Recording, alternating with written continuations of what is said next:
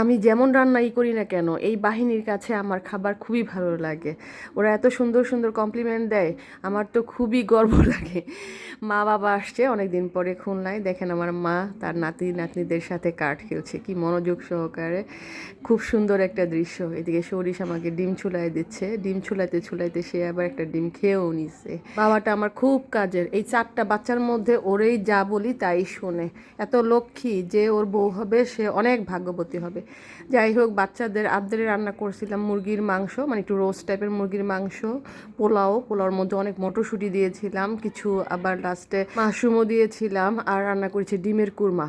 ও মা আবার নিরামিষ খায় তো সেজন্য মার জন্য একটুখানি নিরামিষ রান্না করেছিলাম, ওই পনির দিয়ে পটল দিয়ে একটুখানি মাখা মাখা তরকারি, আর ছিল সালাদ, লেবু, দই, একটু ড্রিঙ্কস। এই গরমের মধ্যে আসলে রান্না বান্না করতে তেমন একটা ইচ্ছা করা নাই, তাই শর্টকাটের মধ্যে চালিয়ে দিয়েছি। সবাই ভালো থাকবেন, টাটা।